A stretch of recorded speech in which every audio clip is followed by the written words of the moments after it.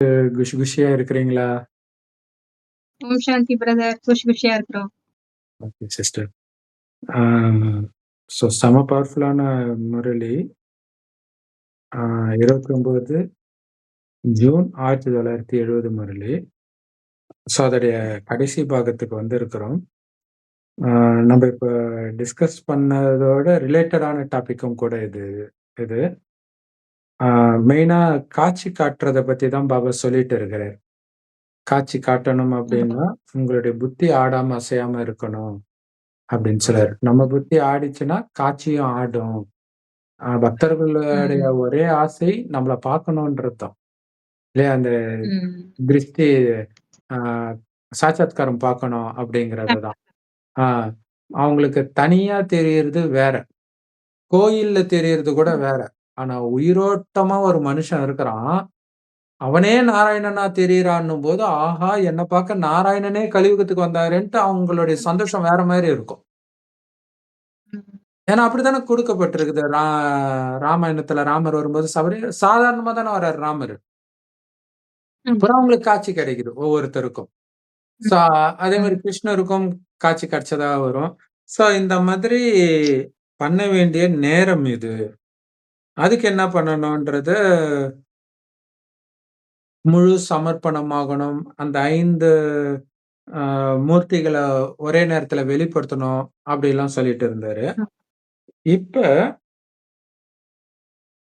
ஆ இப்போத்திலிருந்தே பக்தர்கள் ஒவ்வொருத்தரும் உங்க மூலமாக சாட்சாத்காரம் செய்வார்கள். இதே சிந்தனையில இருங்கன்ற. இப்ப அதான் வேலையே. இல்லையா? ராமர் போற இடமெல்லாம், அந்த ராமரா? அந்த ராமரா? அப்படின்ட்டு குகன் தானே சிஸ்டர் அவரு? ஒரு மீனவன். மீனவர். ஆமா. அவரையும் நண்பராக்கி கொண்டாங்க. அத்தனை பேரும் ராமரை பார்த்தா அவ்வளவு சந்தோஷப்படுறதுக்கு காரணம், அந்த காட்சி கிடைக்கணும். அதுதான். சாதாரணமா நம்மள பார்த்து சந்தோஷம் அடைய மாட்டாங்க. அந்த காட்சி கிடைக்கும் பொழுது, அப்ப அதே குணம் உங்களுக்கு இருக்கும்போது அந்த காட்சி கிடைக்கும்ன்ற. இது நாடகத்துல உள்ள ஒரு அற்புதமான பதிவு. இந்த பாகம் இருக்குது. அதனால ஆ அத படிங்க சிஸ்டர். இப்போதிலிருந்தே பக்தர்கள் ஒவ்வொருவரையும் சாட்சாத்காரமாக பார்ப்பார்கள். அந்த பொருள், அதாவது சம்ஸ்காரம் அந்த பக்தர்களின் ஆத்மாவில் நிரம்பும். பிறகு அந்த சம்ஸ்காரம் உள்ளடங்கிவிடும். பிறகு துவாபர யுகத்தில் அதே சம்ஸ்காரம் இமர்ஜ் ஆகும். எப்படி நீங்கள் புரிய வைக்கிறீர்கள் இல்லையா? தர்மஸ்தாபர்கள் இங்கிருந்து செய்தியை பெற்று சம்ஸ்காரத்தை நிரப்பிக் கொண்டு செல்வார்கள். அதன் பிறகு துவாபரகத்தில் தொடங்கி வெளிவரும். அதே போல உங்கள் அனைவரின் அவரவருடைய பக்தர்கள் மற்றும் பிரஜைகள் சம்ஸ்காரத்தை எடுத்து செல்வார்கள். பிறகு அதன் பிரமாணம் தான் இமர்ஜ் ஆகும். பக்தர்களுக்கு முன்னால் தெளிவான மூர்த்தியாக காணப்படவில்லை என்றால் அவர்களிடம் அந்த சம்ஸ்காரத்தை எப்படி நிரம்பும்? சூப்பரான அவர்களிடம் அந்த சம்ஸ்காரம் எப்படி? அதாவது சரஸ்வதிய அப்படி சொல்லுவாங்க இல்லையா? சரஸ்வதி நதி வருமா, கொஞ்ச நேரத்துல காணாம போயிடுமா. அப்புறம் அந்த திரிவேணி சங்கமத்துல மறுபடியும் எமர்ஜ் ஆகுது. பக்தி கூட அப்படிதான். பக்தியும் தானே காணாம போகுது. அது ஞானத்துக்கு அது. பக்தியும் அப்படிதான். இதோ இப்ப வருது, இதோட முடிஞ்சு போச்சு. சத்தியுகத்திலயும் இருக்காது, திரேதாயுகத்திலயும் இருக்காது, துவாபர யுகத்துல மறுபடியும் வருது. எப்படி வருதுன்னா, அந்த பக்தி சம்ஸ்காரத்த பக்தியுடைய உச்சகட்டம் காட்சி பார்க்கிறது தான். அதை நீங்க இப்ப நிரப்புறது தான், அப்ப உங்களுக்கு அது எமர்ஜ் ஆகுன்றாரு அந்த சமஸ்காரம். காட்சி பார்க்கிற சமஸ்காரம். அவங்க காட்சி கிடைக்குதுன்றதெல்லாம் இங்க நீங்க நிரப்புறத வச்சு தான். பக்தி இப்படிதான் தொடங்குது. இது எவ்வளவு பெரிய அதிசயம் இல்லையா? பல நிரப்பிக்கிட்டு போனது அவங்க ஜென்மம் எடுத்தோடனே துவாபரகத்துல தான் பக்தர்கள்லாம் ஜென்மம் எடுக்க போறாங்க.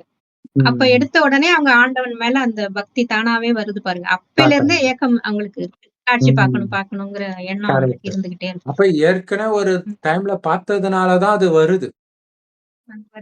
இல்லாட்டி எப்படி அந்த ஆசை வரும்? பார்க்க வைக்கிறோம். அவங்களுடைய லெவலுக்கு சதோபிரதானமா ஆக்குறோம். சத்தியுகத்துக்கு வர சதோபிரதானம் கிடையாது. அந்த ஆத்மாவுடைய சதோபிரதானம். அப்படி ஆக்குறதுனால அங்க டக்குன்னு அது எமர்ஜ் ஆயிடுது. ஏன்னா அவங்களுடைய உச்சக்கட்ட பரிசுத்த நிலை அதுதான். அங்க கரெக்டா புத்தி வேலை செய்யுது. சோ, அதே மாரி பிரஜைகளும் இங்க தான் சமஸ்காரத்த எடுத்துட்டு போவாங்கன்றாரு. அதாவது ம். பக்தர்களும் சரி, பிரஜைகளும் சரி உங்கள பார்த்து திருப்தி அடைவாங்க. உங்களுடைய குணத்தை அ. பார்த்து. அதாவது பிரஜைகளுடைய குணம் மோசமா தான் இருக்கும். அவங்க தான் டார்ச்சர் பண்ணுவாங்க. எல்லாமே பண்ணுவாங்க. ஆனா என்ன டார்ச்சர் பண்ணாலும் உங்களுடைய அமைதி மாறாம இருக்கிறத பார்த்து, பார்த்து கொஞ்சம் கொஞ்சம் கொஞ்சமா உங்களுடைய ஆத்மா எழுந்திருக்கும். அது எழுந்திருச்சு உங்கள மாதிரி ஆகணுன்ற ஒரு ஏக்கம் வரும். அதோட டைம் முடிஞ்சிடும். அப்பதான் அங்க வருவாங்க. அப்ப உங்கள பார்க்கும்போது பிரஜைகளா அங்க வருவாங்க. அங்க அவங்களுக்கு உங்கள பிடிக்கும்.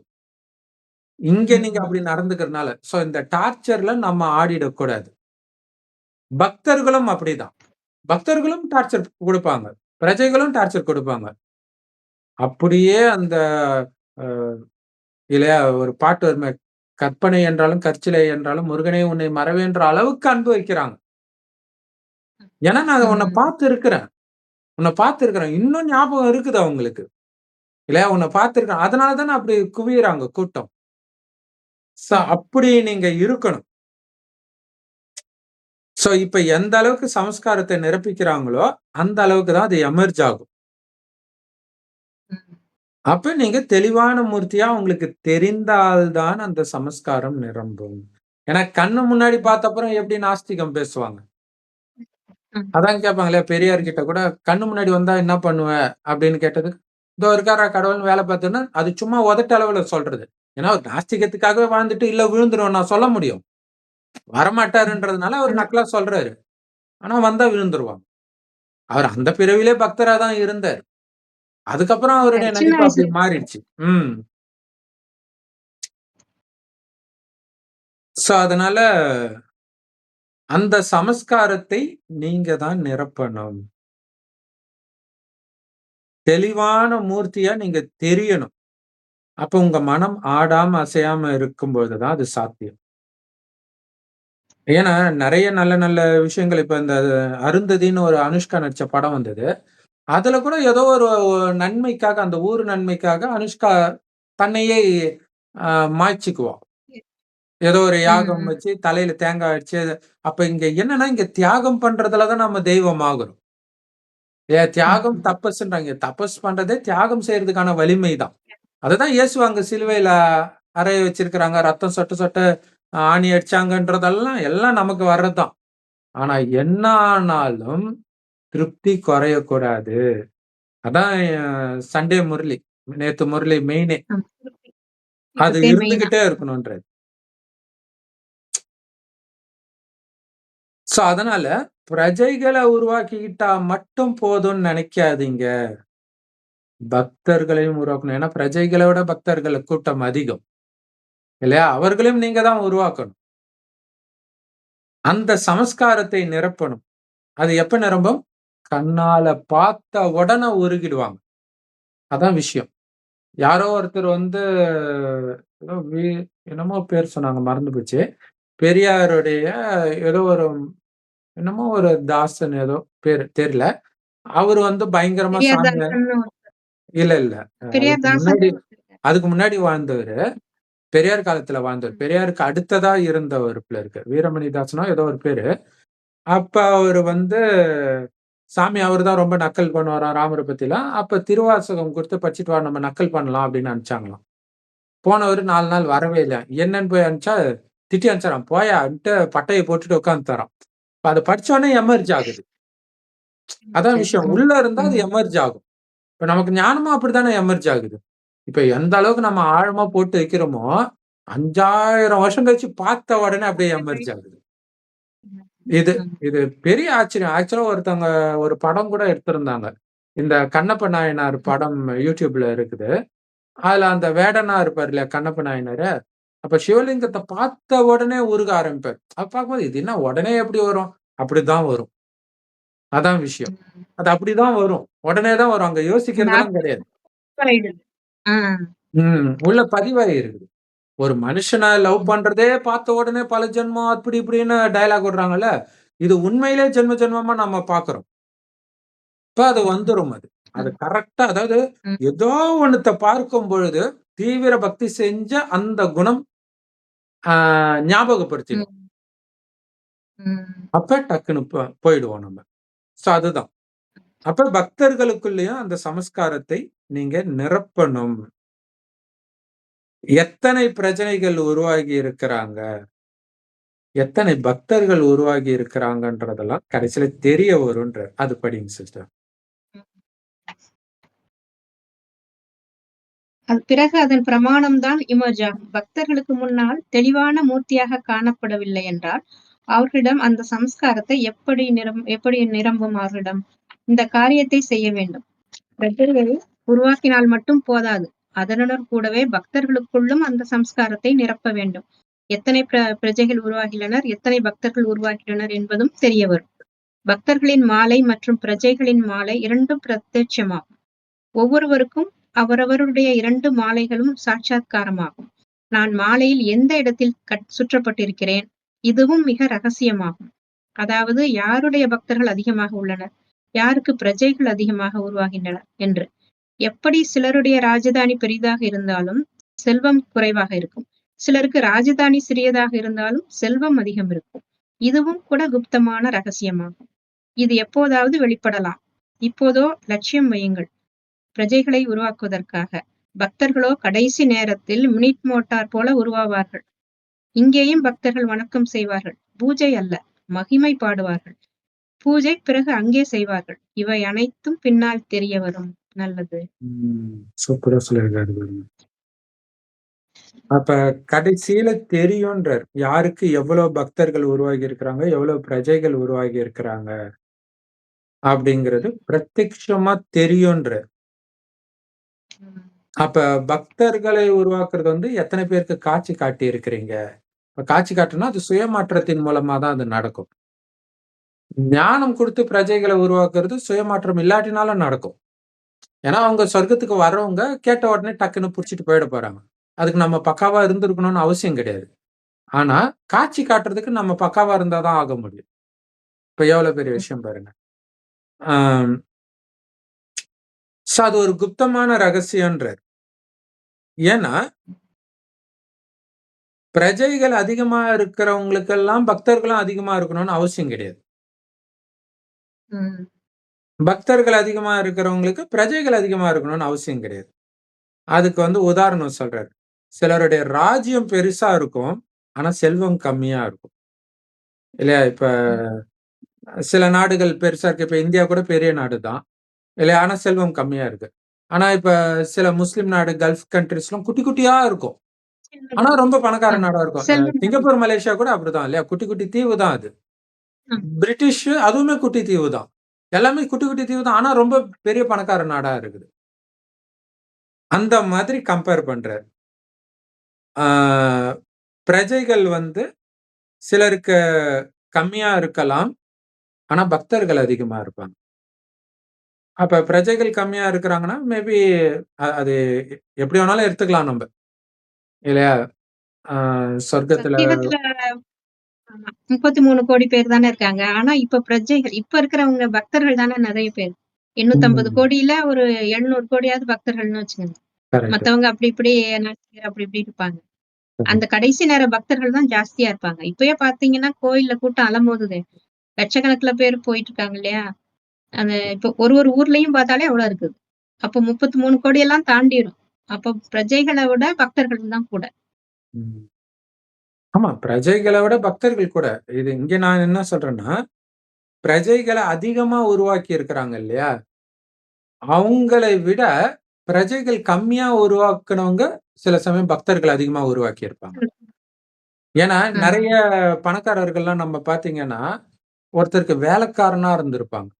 ரிக்ஷா ஓட்டுறவங்களா இருந்திருப்பாங்க. திடீர்னு பார்த்தீங்கன்னா, சல்லுன்னு மேல ஏறுவாங்க. அப்படின்னா என்ன அர்த்தம்னா, அவங்க அதுக்கு முந்தைய ஜென்மத்திலயும் அப்படி இருந்திருக்கலாம். ஆனால் அதை வைத்து கீழானவங்க நம்ம முடிவு பண்ண முடியாது. எந்த நேரம் அவங்க சல்லுன்னு மேல போவாங்கன்னு தெரியாது. அந்த மாரி தான் சொர்க்கத்திலேயே பதவி கம்மியா இருக்கிறவங்களுக்கு கூட பக்தர்கள் அதிகமா இருப்பாங்க. அடுத்து வரும்பொழுது. சோ அப்ப அதுக்கேத்த மாரி இங்க பதவி இருக்கும்னு நெனைக்கிறேன். இங்க வரும்பொழுது. நரகத்துல வரும்பொழுது. சோ இது வந்து ஒரு பெரிய ஆச்சரியமான விஷயம். எதையுமே நம்மளால சொல்லவே முடியாது. அதனால தான் குப்தமான ரகசியம் அப்படிங்கிறாரு. சாதாரணமா இருக்கலாம் ஒருத்தங்க இப்ப ஆ படிப்பறிவு இல்லாம சென்டர்ல வந்து ஜஸ்ட் கிச்சன் சேவை மட்டும் பார்க்குற மாதாஜியா இருப்பாங்க. ஆனா, அவங்க பாட்டுக்கு பாபாவ நெனச்சு காட்சி குடுத்துக்கிட்டே இருக்கும். அவங்க பக்கவாகாக அந்த ம். காட்சி கிடைச்சுக்கிட்டே இருக்கும். இப்ப ஆனா, அந்த பக்தர்கள் சென்டர் ஜாஸ்தியாவாங்க. ஆ. இன்சார்ஜ் வந்து நெறைய பிரஜைகள உருவாக்கி இருக்கலாம். பட் யோகா ம். கம்மியா இருக்கிறதுனாலயும், குணத்தை ஒரு வேள மாத்திக்காம இல்லன்னா, பிர பக்தர்கள் உருவாக்கி இருக்க மாட்டாங்க. ஸோ அப்ப எவ்வளோ பெரிய விஷயம் இல்லையா? இதெல்லாம் கடைசியில தெரியுன்றார். காட்சியே கிடைக்குன்றார். வரிசை பக்தர்களின் கியூவையும், பிரஜைகளின் கியூவையும் பார்ப்பீங்க. அது எப்ப வேணாலும் வெளிப்படலான்றார். ம். ஆ அது மட்டும் இல்ல, உங்களுடைய மாலையில நீங்க எந்த இடத்துல இருக்கிறீங்க? அதுவுமே உங்களுக்கு சாட்சாத்காரம் ம். ஆகுன்றார். அதாவது உங்களை தொடர்ந்து ம். வர மாலை, பக்தர்களுடைய மாலை, பிரஜைகளுடைய மாலையும் பார்ப்பீங்க. ஆனா இந்த வெற்றி மாலையில நீங்க எந்த இடத்துல மாட்டிட்டு இருக்கிறீங்க? அதையும் ம். பார்ப்பீங்க. அதையும் ஆ உங்களுக்கு அ மேல யாரெல்லாம் இருக்கிறா? அதையும் பார்ப்பீங்க. இது எவ்வளோ பெரிய ஆச்சரியம் பாருங்க. ஆ சோ இது எல்லாமே பிரத்யட்சமாகவே தெரிய ஆரம்பிச்சுடும் கடைசிலன்றார். அதனால இப்ப வந்து பிரஜைகள உருவாக்குறதுக்கு லட்சியம் வைங்க. அதாவது சேவை பண்ணுங்க. அதே நேரத்துல ம். பாபா நினைவுல இருந்து உங்க குணத்தை மாத்திக்கிட்டே இருக்கணும். காட்சி காட்டிட்டு இருக்கிறேன்ற அந்த உணர்வுல இருக்கும்போது, எந்த நேரம் வேண்டுமானாலும் காட்சி கிடைக்கலாம். அப்ப வெளிப்படலாம். ஆனா அது வந்து இப்ப தெரியாது. இல்லையா? பக்தர்கள் யாருன்றத இப்ப கண்டுபிடிக்க முடியாது. டக்கு டக்குன்னு காட்சி கிடைக்கும். அது எப்ப கிடைக்கும்னு தெரியாது. ஆ கடைசியில அப்படி ஒரு நொடியில கட கட கட கடன்னு உருவாவாங்கன்றாரு. அங்கங்க காட்சி கிடைக்கும். ம். இதோடைய நினைவாக வள்ளலார் சொல்லுவாங்கல்ல, நான் இங்க பார்த்தேன், அங்க பார்த்தேன்ட்டு. இதெல்லாம் நம்மளுடைய நினைவு அங்க கொஞ்சம் ஸ்லைட்டா வெளிப்பட்டு இருக்குது. சோ இது நடக்கும். ஆக்சுவலா வள்ளலார் காலத்துல பாபா வரல. பட் அது அது ஒரு அது தொடர்ந்து வருது இல்லையா? காட்சி கிடைக்கிற விஷயம். சோ அவருக்கும் இங்கேயும் அதுதானே ஆசையா இருக்கு. அந்த ஒளி தேகமா மாத்தணும் அப்படிதானே அவருக்கு எண்ணம். அவரோட ஆசை அந்த சித்தர்களோட ஆசைலாம் அவ்வளவுதானே. ஒளி தேகமா மாறணும், மேல நம்ம போகணும். நெனச்ச இடத்துக்கு போணும், வரணும். அந்த கரெக்ட். அஷ்டாங்க இதெல்லாம் கைவர ம். பெறணும் அதெல்லாம். கரெக்ட். இங்கேயே பக்தர்கள் வணக்கம் செய்வாங்கன்றாரு. பக்தர்கள் வந்து ம். இங்க பூஜை பண்ண மாட்டாங்க. பட் உங்கள வணங்குவாங்க. அதாவது வணக்கம் செய்வாங்க, மகிமை பாடுவாங்க. ஆனா பூஜை வந்து அங்க தான் நடக்கும். உங்க ஜட சிலைக்கு துவாபர யுகத்துல இருந்து மறுபடியும் தொடங்கும். சோ இதெல்லாம் உங்களுக்கு கடைசியில காட்சியாக கிடைக்கும். சோ அந்த கடைசி நேரம் ஞாபகம் இருந்துகிட்டே இருக்கணும். ஒரு பாட்டு கூட வரும் இல்லையா? அ நியாய தீர்ப்பு இருப்பதை மறந்து இஷ்டம் போல ஆடுறான் மனுஷன்ட்டு ஒரு பாட்டு வரும். ஆடாத ஆட்டம் என்ன அப்டின்ட்டு. அது அது வந்து ஒரு நெகட்டிவா அப்டின்னு நெனச்சுக்க. ஆனா கடைசியில காட்சியெல்லாம் கிடைக்கும்ன்றது அவங்களுக்கு தெரியாது. நமக்கு மட்டும் தான் அது தெரியும். சோ சூப்பரான முரளி. அதுக்கேத்த மாரி நம்ம தயாரா இருக்கணும். அதுதான் இது. ம். ஓம் சாந்தி சிஸ்டர். ம்.